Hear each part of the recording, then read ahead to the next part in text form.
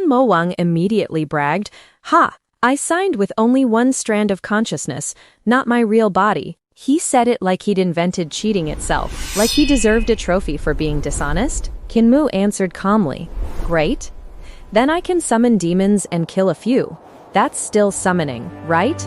Hey friends, welcome back to 3D Cartoon Review, where the holy monks drink like gamblers, the villains wear halos, and Qin Mu keeps solving problems the way a farmer solves weeds, by pulling them out fast. Let me ask you, if someone hurt your family, would you cry and scream or smile politely, then write their name on a to-do list? Qin Mu's courtyard was quiet, but not the cozy kind of quiet. The suspicious kind, like when Long Quilin suddenly stops chewing and stares at the darkness. Inside Qin Mu's head, Du Tianmo was still there, like a tenant who refuses to pay rent, yet keeps giving life advice. He spoke sweetly, but Qin Mu had already learned the truth. Demon promises are like cheap umbrellas, useful for 1 minute, broken in the storm. So when it came time to swear the oath under Tubo, Qin Mu didn't rush like a hero. He acted like a student who really wants to learn, the kind of student teachers secretly hate because they ask you to repeat everything twice. Du Tianmo began reciting the demon oath proudly, stretching each word like poetry, because demons love hearing themselves talk. Qin Mu nodded seriously, then said, "Sorry, can you repeat that? My ears are a little mortal." Du Tianmo laughed, thinking, "What a fool," and repeated the oath again. Slower, clearer, more dramatic. Qin Mu nodded again, then said, "Wait." The third line sounded like eat, not swear. "Can you repeat it one more time?" By the fifth repetition, even Hu Linger would have thrown a shoe, but Mo Wang kept going because pride is a chain too. And Qin Mu? He was quietly stealing the entire Yudu language, like a thief copying answers during an exam. Then the underworld got involved, because of course it did. Huang Quan appeared in Qin Mu's inner vision, golden, endless, twisting in 9 bends like a giant noodle bowl of doom. Qin Mu stared, thinking, beautiful, terrifying. Also, why does the underworld need so many bends? Then he realized the truth. Those 9 bends were actually 2 bow's horns, so big they could pass as geography. The moment the oath locked in, Qin Mu's soul trembled like a poor student hearing the teacher say, because the rule was simple, break the oath, and Tubo will take your soul, no refund, no apology, no customer service. Du Tianmo chuckled as if he enjoyed watching fear, the way some people enjoy spicy food and other people's suffering. But Qin Mu did what Qin Mu always does. He smiled like nothing happened, then started planning 3 steps ahead. Du Tianmo immediately bragged, "Ha! I signed with only one strand of consciousness, not my real body." He said it like he'd invented cheating itself, like he deserved a trophy for being dishonest. Qin Mu answered calmly, "Great. Then I can summon demons and kill a few.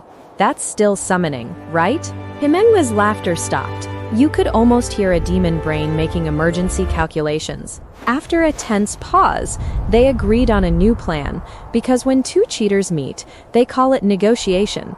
Qin Mu would craft a mechanism body, and Mo Wang would teach Yudu language properly. Hu Linger guarded the workshop door like a tiny tax collector, repeating one phrase like a holy scripture. Guo Shi still owes us 1,000 coins. Morning. Guo Shi owes us. Noon. Guo Shi owes us. Night. Guo Shi still owes us. Long Qilin didn't even know who Guo Shi was, but he started to believe money was a type of spiritual beast. Finally, Fu Lao arrived with a pouch of coins, bowing like a man delivering a bomb. He explained Guo Shi got rewarded by Emperor Yanfeng, money and 100 palace maids. Hu Linger snatched the pouch like a cat catching fish, counted fast, and smiled like she'd just defeated a heavenly tribulation. Fu Lao sighed, "Only the principal. Feeding the maids is expensive." Hu Linger's eyes said, "Then feed them less." But her mouth said, "Fine." Then Ma Ye and Kuei Ye returned, looking rich from far away, like they'd conquered the world and bought new clothes. But up close, their rich was complicated. They admitted they pawned most of the loot to buy grain and medicine for Lizhou disaster relief. So yes, they robbed Guo Shi, then turned around and used the money to save starving people. That's Canlao village morality. Steal from the powerful, feed the helpless, complain loudly the whole time. Now Qin Mu prepared a summoning formation inside Taitsu Yuan, because apparently he wasn't stressed enough already. A black pillar slammed down, and Jiaozhu Shen started descending, shouting like he expected applause. Mortals, tremble, worship, fear me. He was basically doing a stage entrance. Then a gigantic golden Buddhist palm fell from the sky and smashed him into dust. No speech, no warning, just boom demon gun. It was like heaven said, "We don't do auditions here." Students screamed, officials rushed in, and everyone looked at Qin Mu's house like it was a haunted stove that cooks demons. Golin Wan arrived too, trying to act brave, but his knees practically wrote poems. He sensed the elders behind Qin Mu, smiled stiffly, said official nonsense, and retreated fast. That man loves power, but he loves living more. Back inside, Du Tianmo Wang tried to cheat again, because demons treat honesty like an allergy. He refused to explain the book writing and only taught one phrase, Kun Yuan Men. He said humans can't pronounce it because it must be spoken with the soul. Qin Mo listened once, then said it perfectly. Mo Wang's silence was loud. Now came Qin Mu's favorite activity, trap building. He finished a four-headed, eight-armed mechanism statue, fierce like a temple guardian and ugly like an honest truth. He told Mo Wang, "Come out. This body is better. You can move freely. Teach me properly." Mo Wang was thrilled.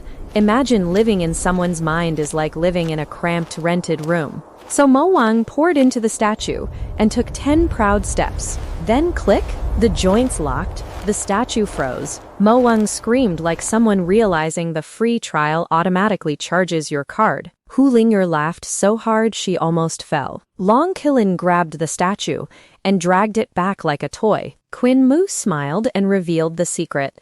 Sealing runes from Lulun Jindian were carved inside. Mo Wang finally understood. He didn't escape a prison. He upgraded to a better one with nicer decorations. That's Qin Mu.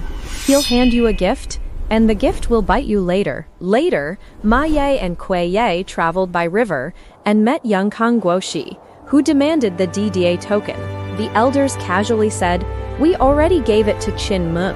Guoxi's face looked like someone swallowed a nail, but he didn't dare make a scene. Because old wolves don't fight in public when the wind is watching.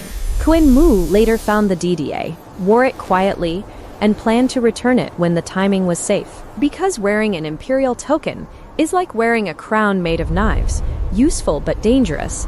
Then Qin Mu tested Kun Yuan Men again. His soul stepped into darkness, and an old boatman tried to hook him like a fish. Qin Mu shouted the phrase, escaped back, and realized the chant could refine the soul like fire refines metal, so he cultivated harder, turning fear into fuel, and fuel into power. Then tragedy arrived because laughter in this world never lasts long. Tianwang of Tianmo Cult stumbled in, half dead, treasures shattered, soul collapsing. Qin Mu tried everything, but the damage was too absolute. Tianwang whispered, "Jiaozhu, I'm so cold," and turned to ashes. In that moment, Qin Mu stopped being only a clever kid. His grief hardened into something terrifyingly calm. He ordered Jian Tang to investigate Sun Nanda, studied for 2 sleepless days, then chose his target, Nanda Temple, Sun Nanda. Kill them outside the capital. Now we reach the holy temple part, where the monks behave like drunk uncles at a wedding. Nanda Temple's disciples rushed in, greedy for treasure and glory, chanting Buddha names like it was a discount coupon. Qin Mu disguised himself as Ban Gongtu, carrying the Tianchang pagoda, and declared, "Same realm, beat me, take it." That's basically saying, "Come line up to be punched." Yuan Jing stepped forward, activated Immovable Zen Art, became a golden Buddha form, and used a glazed seal defense. Everyone gasped like it was invincible. Qin Mu slapped him once. The invincible defense shattered like cheap glass, and Yuan Jing flew back like a kicked sack of rice. Yuan Shen tried to accuse Qin Mu of evil methods. Qin Mu clenched his fist. Yuan Shen's soul vanished while his body stayed warm, standing like a confused statue. That's not a fight. That's an eviction notice for the soul. Another monk swung a staff at Qin Mu's head. Qin Mu let it hit, grabbed the staff and stabbed the attacker through the chest. Monks screamed, and suddenly everyone remembered they didn't actually want to die today. But greed is stubborn, so they cheated. Yuan Kong tried sneaking, got crushed. Yuan Yue broke realm limits mid-fight, using higher cultivation to suppress Qin Mu. Qin Mu turned bullheaded, opened his third eye, shot soul flame, and beheaded him. After that, the riverbank smelled like fear and incense mixed together. Officials wanted to interfere, but Wei Guogong stepped in and drew the line. Court is court, Jianghu is Jianghu. Translation: let them fight. Don't make me do paperwork.